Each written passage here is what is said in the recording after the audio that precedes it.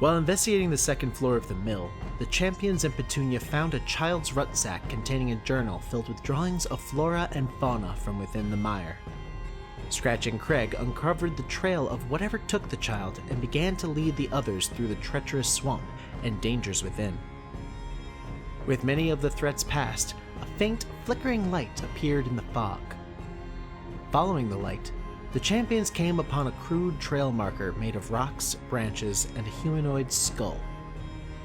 As Scratch examined the trail marker, the sound of a bowstring twanged, signaling him to get out of the way of an arrow shot from a canine creature hiding in the trees above.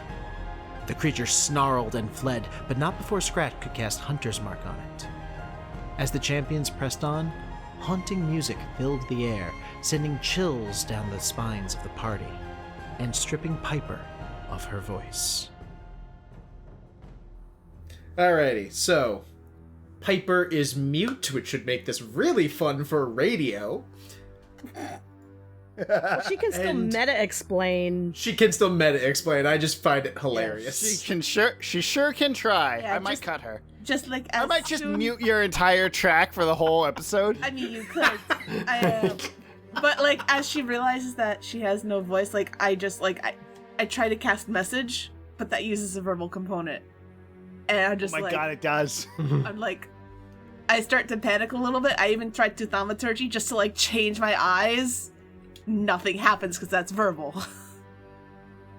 Well, let's roll to see if we notice that she's panicking. I mean, that's a pretty low DC right there. You never know. Could get a nat 1. Oh, Kreg notices. It's true. If you guys want to roll to notice, the DC is 5. You okay? She tries to talk to you, but nothing comes out. Did I do something wrong? I just shake my head and I just like point at like my throat. Just like Scratch. What, Kreg? Something's wrong with Piper. I'm kind of busy. Piper, are you okay? Piper. Oh, for fuck's sake. I look back at Piper. I'm just like gesticulating wildly to try to be like, I'm trying to tell you I have the voice. I think she's mad at us. What's wrong with your singer? Hey, Jelltur, guess what? Yes. I point. Yeah, Jelltur is both happy and concerned. And flicking the edge of that blade. Yep. I go back to trying to track the guy. Alright, so Scratch continues tracking, so you can make a survival check at advantage. Yeah. I'm going to, Craig's going to kind of put his hand out and kind of walk with Piper holding her hand, just, so. Because you think she can't see anymore. I was gonna say she's mute, not blind. Because if she falls behind in any way, shape, or form, we can't hear her call for help. We can hear her footsteps. 17. 17? Alright. So you begin making your way down this drier part of the path. You're able to keep everyone on this somewhat of a path. And you're noting broken branches in the trees above you. There's no real sunlight to work with here, but there is that almost ambient light that helps you distinguish between sky and treetop, and you see the broken branches from time to time. And as you are moving along this path, following what he's left behind, you know that he's moving at a healthy clip.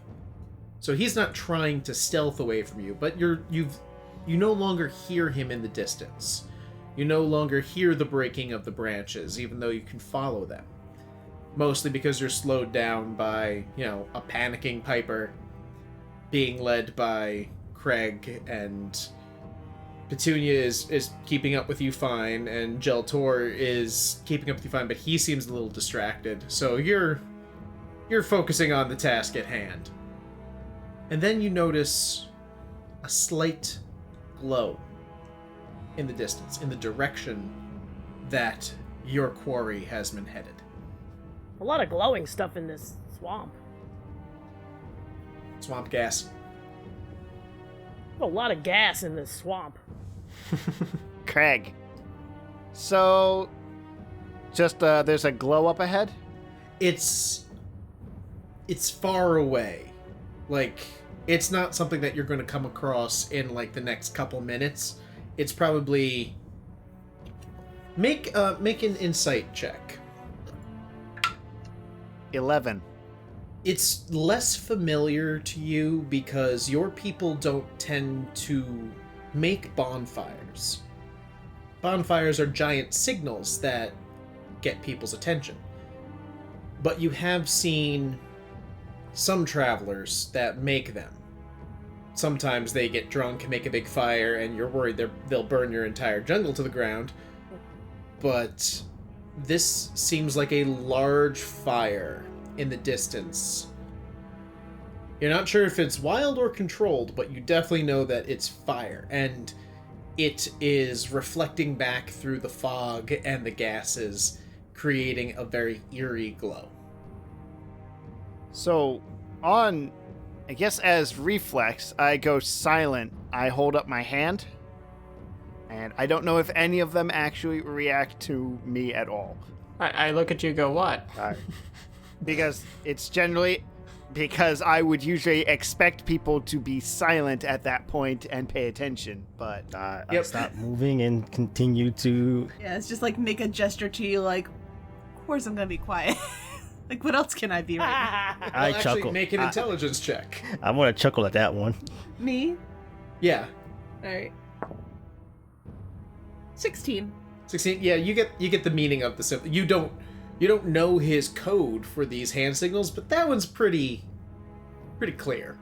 Do I need to Stop make it. an intelligence check? I would say Something- as a thief, that one is clear enough for you to know because you've worked in teams before. It has happened. you know how to silently communicate. Yeah, while You better than others. his sign language is different than yours, but that symbol is pretty universal. Yeah. Okay. You said an intelligence check? Yeah, Okay, so I rolled a 10. but No, I have no modifier. oh, okay. Oh, I pretty much is an 11 minus 1, so... Yeah, you two kind of like, what? What? Something's up on fire up ahead. That's not good. Quietly. And I look, and presumably now that I've had it pointed out, I can see it. Yeah, you can see the somewhat of the glow. Oh. Well, that... You think that's where that guy went? That's definitely the direction he was going. We should go silently then. Sure. Okay. So, do we roll stealth at this point? I would say no. It's too far away for it to matter. It takes you another 15 minutes of walking before you get to a point where you'd be like, we're close enough now that stealth would be a thing. So you move through the swamp a little further, and then we can move into stealth rolls. Okay. So, we advance. All right. So go ahead and give me those stealth rolls. Yeah. That's an 8. I got 24.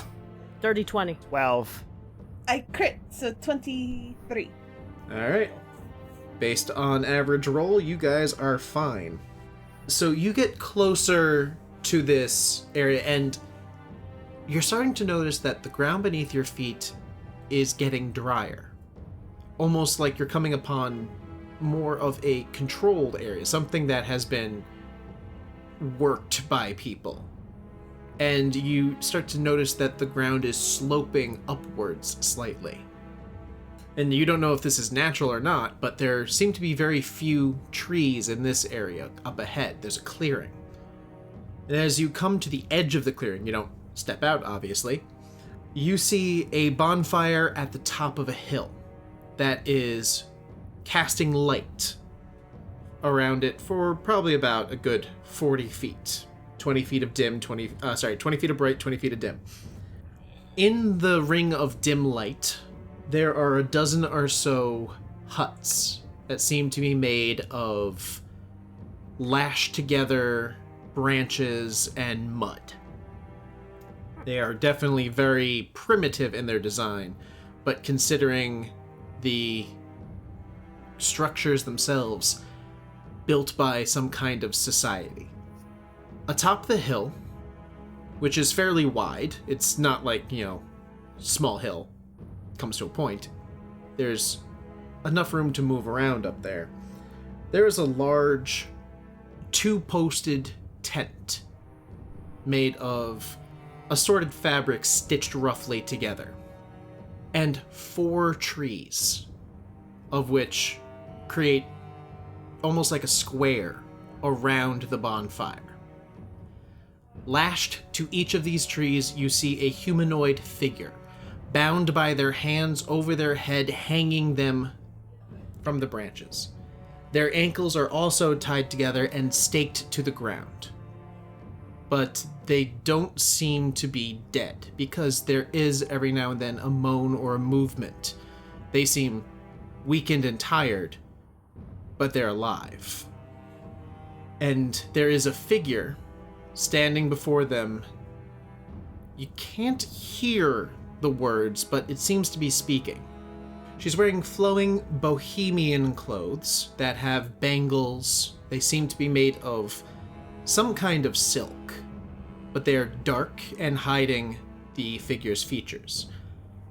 Around the base of the hill, near the huts, there is a form of activity. It seems your quarry has made it here first, and there are individuals moving about, getting ready. And I would like for you all to make a perception check. 19. 19. I'm going to focus and use Ninth Life All right. to give myself advantage. Dirty 20. 17. All right. All of you notice that these figures are humanoid in shape. They're bipedal, but their arms are a little long. Their heads shaped strangely, and as you peer for a while, you start to notice the canine features.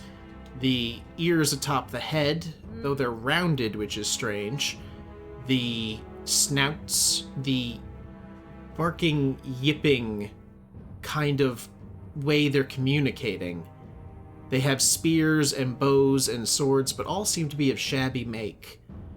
And there's kind of a hunched way they walk on their reversed knees. They are definitely not human. Do we hear giggling at all? It's not so much giggling here. It's Or mocking, if you will. more like yips, more like short barks, but you don't hear giggling currently. Brian, can I make a... Yes. Like, how good of a visual do I see them? Because I might want to try and make a history to see if, like, the barbarian tribe I was with has ever ran into something like this. Go ahead, make a history check. We'll see. Yeah, it's probably... I've had worse stats. It's a 12. It's not that great. 12. You've seen creatures similar to these in certain places in the world. I mean, they remind you a little bit of the bugbears, but they're smaller, and bugbears didn't tend to be as canine-y. Based on what you know as a barbarian tribesman and with your role, this seems to be a tribe of some kind.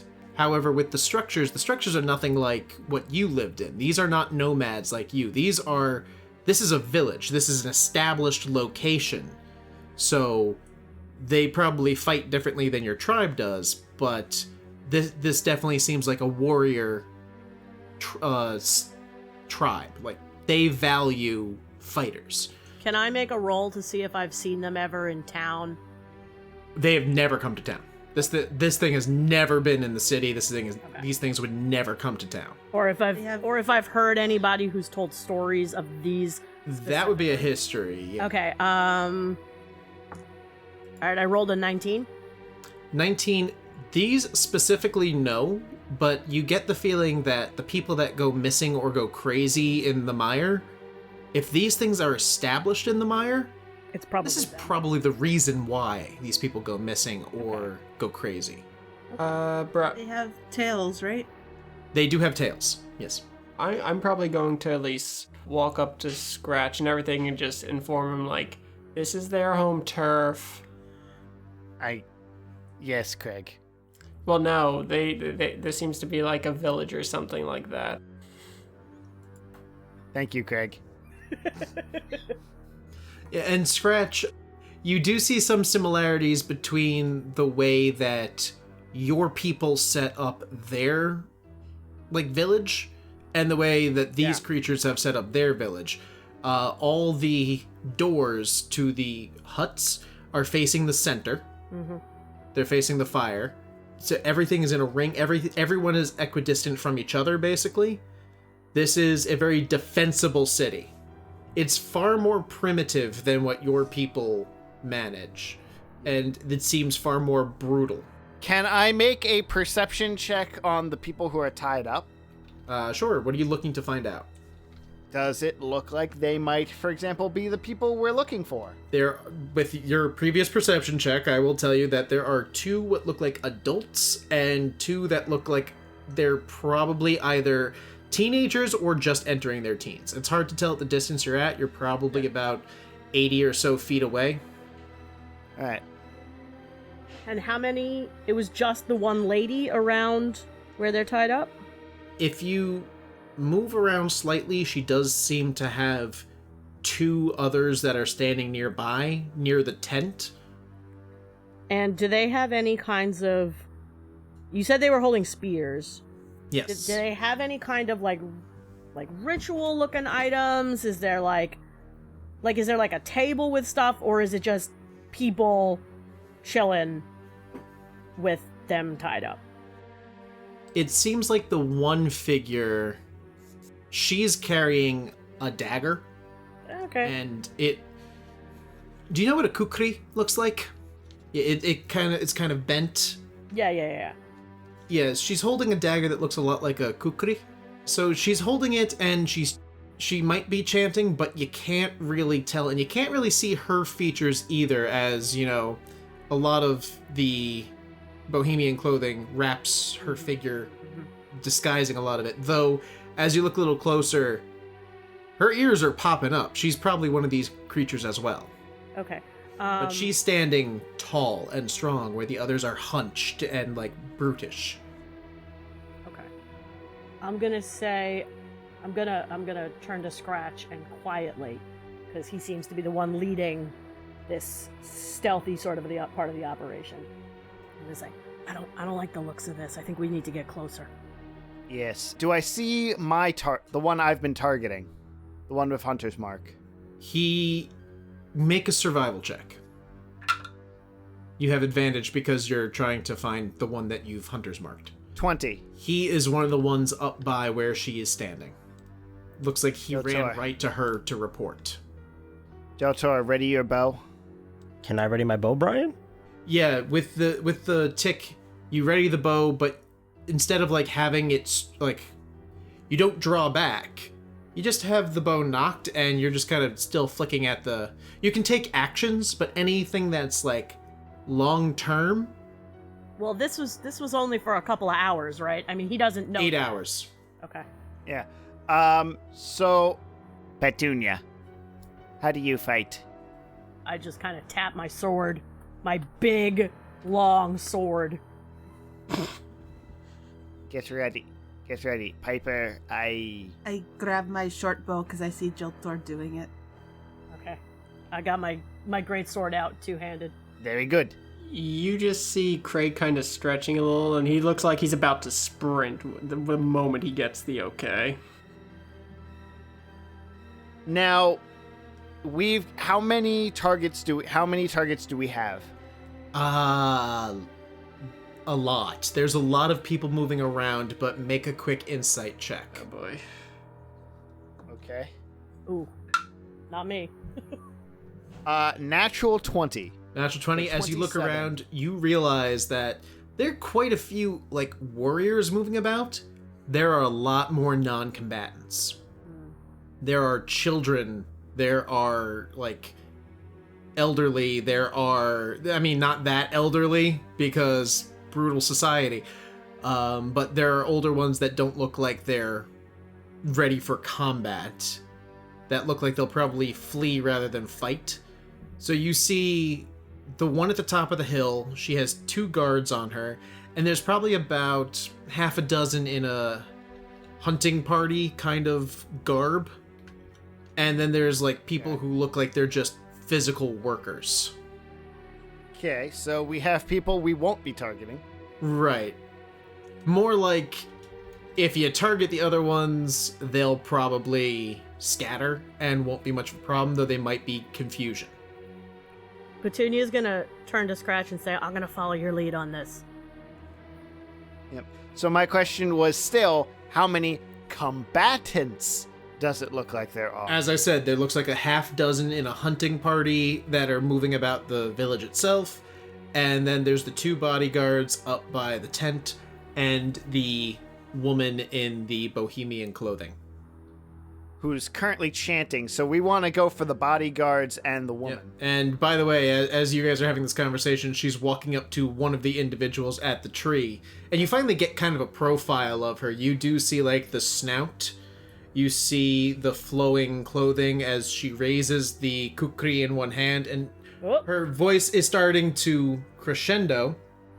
And as it does, the village kind of pauses what it's doing.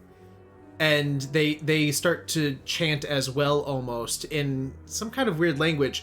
And you notice the sound that they're making, this high-pitched, repeated yipping, almost laughing.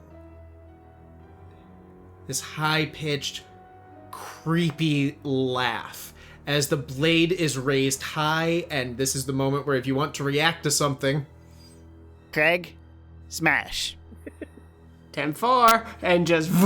Roll initiative. I was gonna say, does somebody want to get a surprise attack in on her? I believe we are all getting a surprise round. Oh, okay. So I got a 19. I also have a 19. I got a 15 on my initiative, Brian. Alrighty. Piper, real quick, what is your dex? A 14. Good to know, good to know.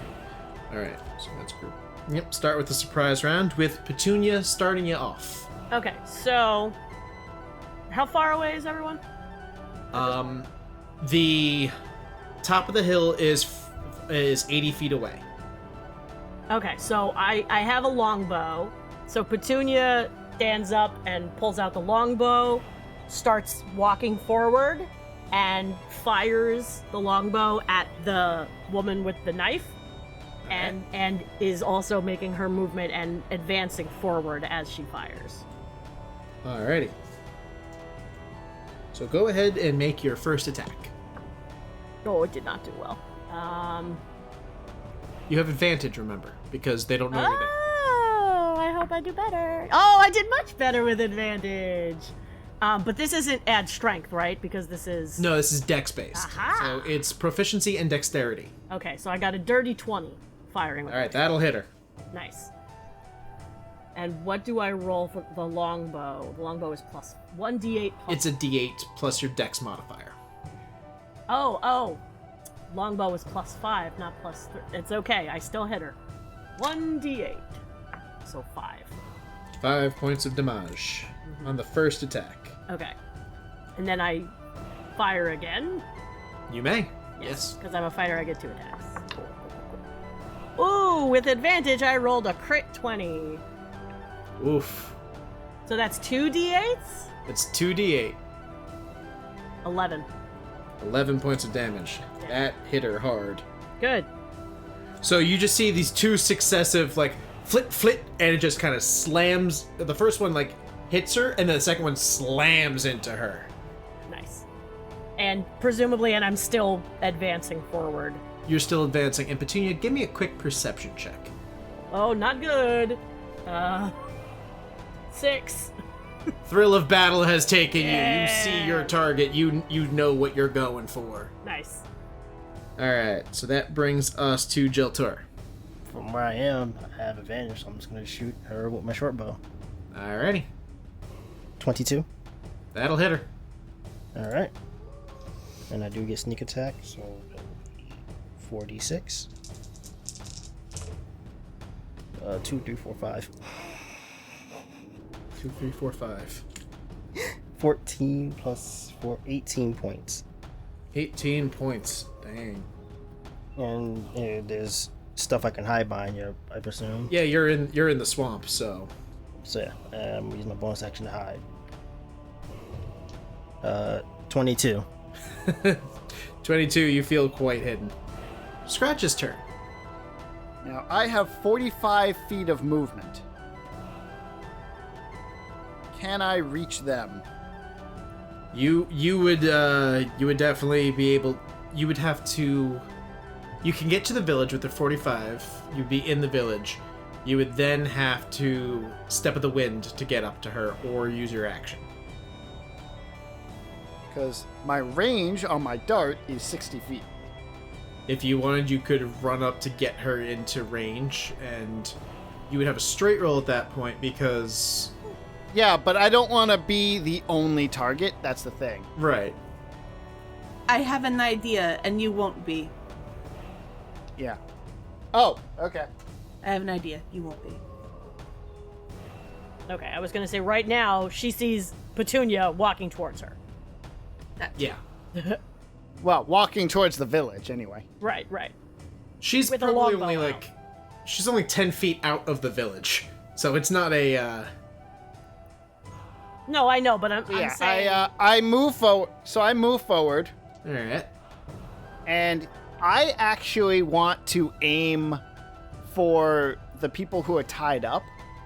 Like, can I aim for the ropes? Yes. Okay. Thank you for clarifying that. I'm like, going to make her job easier for her, or, yeah. Though, it's going to be a tough shot. No, it's doable. It's a tough shot. So the AC is a little higher than.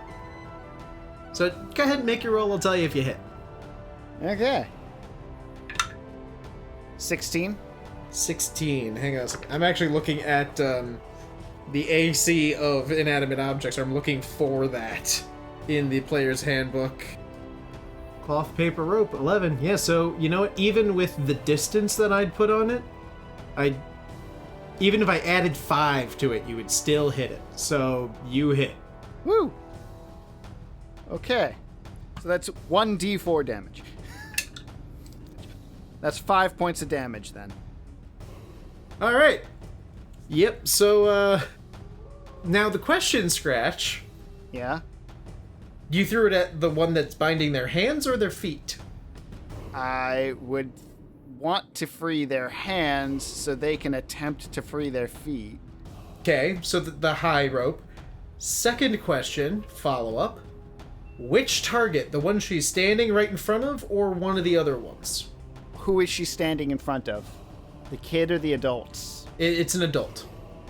I feel like Scratch would find it smarter to aim for the ones that's not going to die in 6 seconds. Alright, so... So it's more a question of who has a better chance of surviving or being of any use in this. Right, I and- think saving the adult and saving the one that's not going, that I don't assume is going to die in 6 seconds anyway. Yeah. Alright, so you flick the dart at the other adult's rope, and it severs the rope, and that person falls, because, you know, they were being held up. So, we'll see what happens. And I'll just put... Their rope will be their initiative order. That's fair. Yeah. And I have a second attack. Yes, you do. Where's that guy I marked?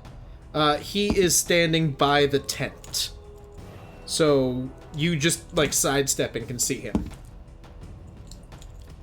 Is he, how far away from me is he? He is near her, so you moved 40 feet forward or 45 feet forward, something like that? Yeah, 45 feet, yeah. So then he would be 35 feet away.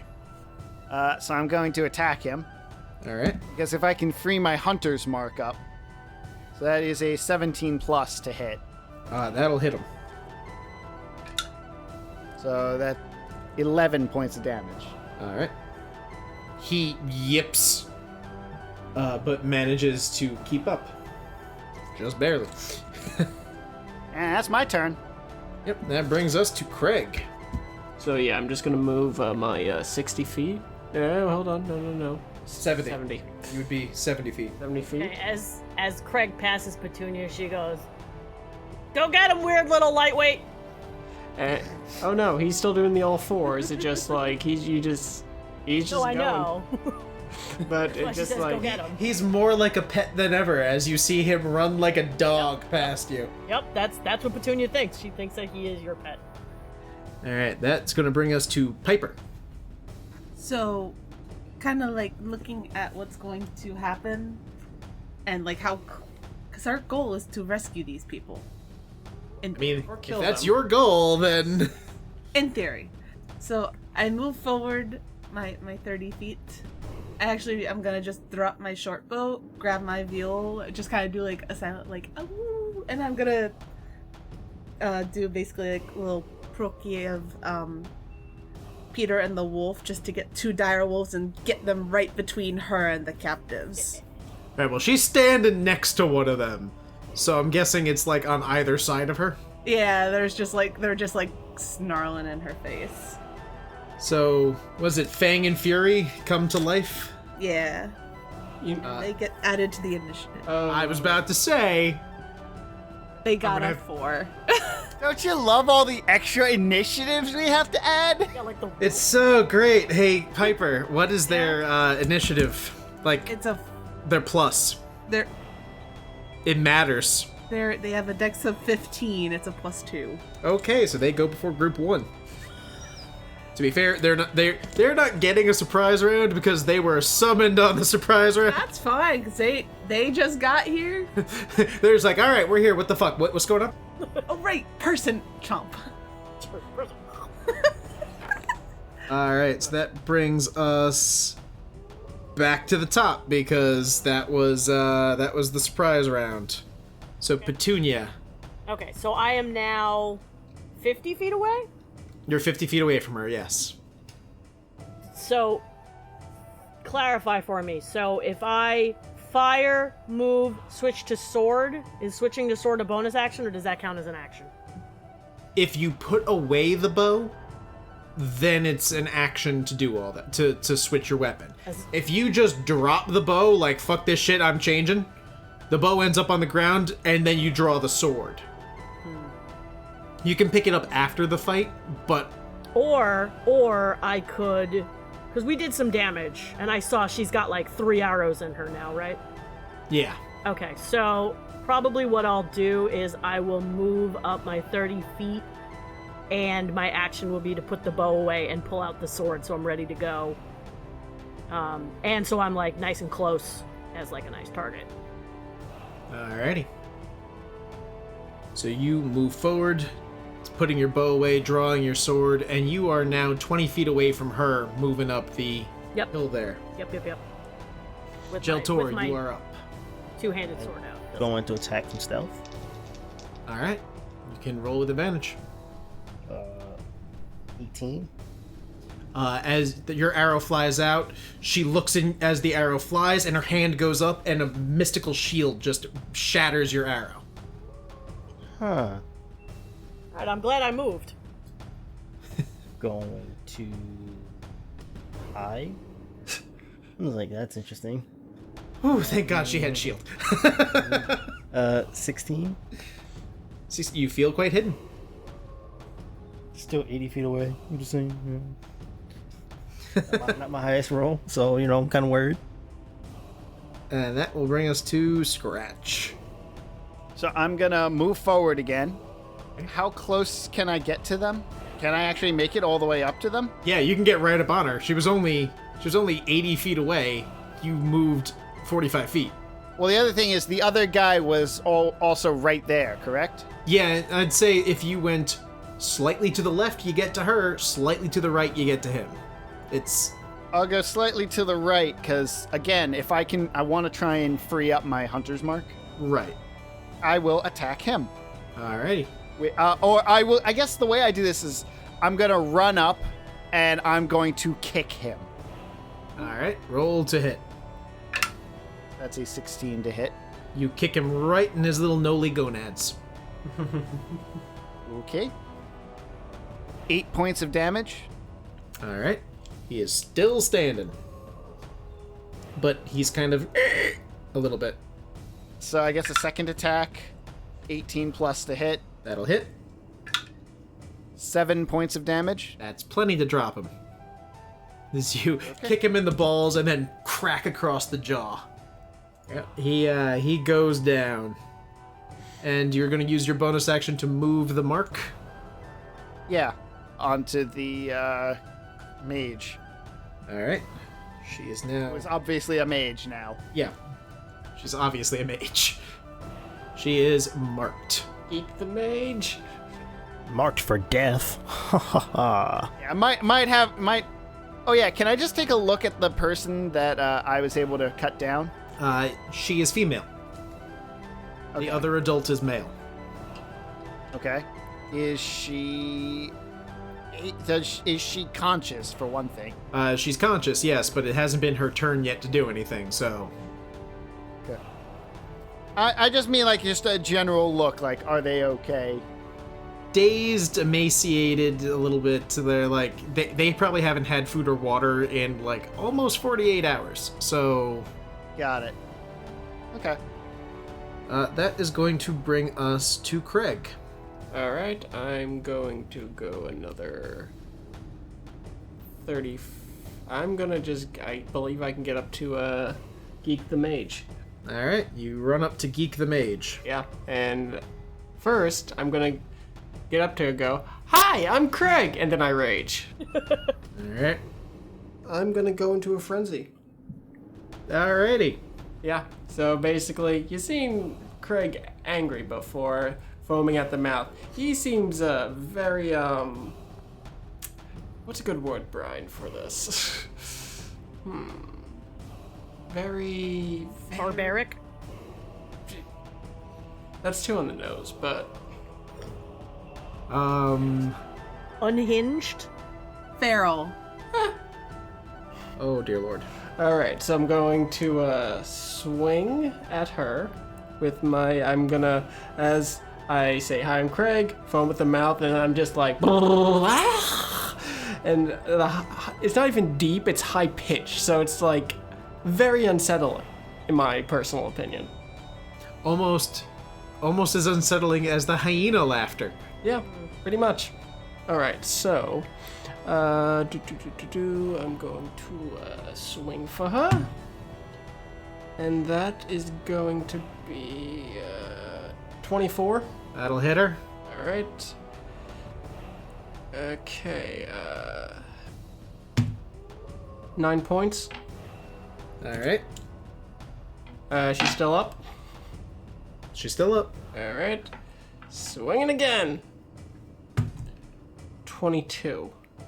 That'll hit. Cool. Alrighty. 14 damage. Okay. That will bring us to Piper. I will use my action to put my viol away, grab my rapier, and I'll move forward to engage whoever is coming up. Alright. Did you move forward last turn? I did. I had to move enough to get in range of the spell. Alrighty. And... Oh god, that barbarian. That 1v1 with the barbarian. I'm so proud of her for living through that. Yeah, no, I rolled really low on the first attack, and that's sad. Oof. Group 2 is going to move in, and they're actually coming from out of the village. So we'll get one at Piper, one at Petunia, and one will go to back up the other two will go to back up the one on their mage. So they'll both go after Kreg. Yeah. Oh, their mage is in a tough spot. Yeah, she is. 2 dire puppies and a Kreg. So the first one is going to crit Piper with a All spear. right. And we can't even hear her scream as she gets attacked. No, you cannot. Oh, the spear is a D8 when it's melee, not a D6. 5, 11, My spider plus senses 2 are is tingling. 13. Okay. 13 points of damage against Piper. Hey, I feel like Piper's getting the shit kicked out of her again. It's fine. Now against Petunia. Bring it. That is probably not going to hit with a 15. The 2 on Kreg. You didn't reckless, you just frenzied. Yep. So it's not at advantage against you. So that first one's going to miss. And the second one's probably going to miss. That's a 13.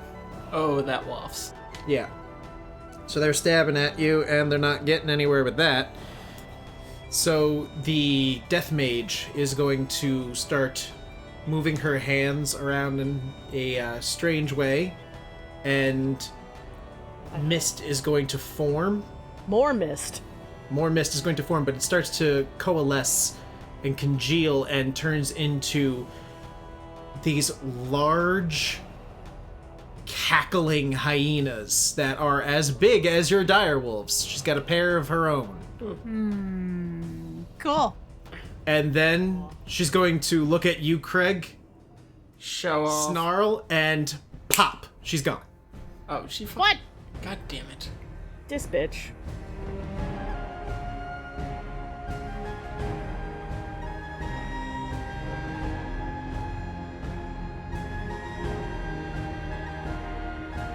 This has been the Reliably Chaotic podcast. Champions of Solane is an original Dungeons & Dragons adventure written by Bryan Scharf using the Dungeons & Dragons 5th edition rule set published by Wizards of the Coast. My name is Bryan Scharf, and I've been your DM. You can reach me at ReliableDM on Twitter. My name is Nicole Summers, and I play Piper. This is Jair, also known as JJ, and I play the character of Jelltur Jactus. This is Matthew Reed, and I play Scratch. This is Andrew Brown, and I play Kreg. Hey, it's me, it's Sara, and I played Petunia. Theme music by Adrian von Ziegler. All other music by Kevin MacLeod on the Incompetech website and Adrian von Ziegler. Detailed information about music in this episode is provided in its description. Music for this episode was selected by Nicole Summers. The episode was edited by Matthew Reed with assistance from Sara. Contact us on Twitter at Reliably Chaotic, email us at reliablychaotic@gmail.com, or join our Discord server by following the link in our description. If you like our show and would like to support us, please consider becoming a patron by going to patreon.com/reliablychaotic or by leaving a 5-star rating and review on iTunes. It really does help a lot. Thank you for listening, and we hope to see you again in our next adventure.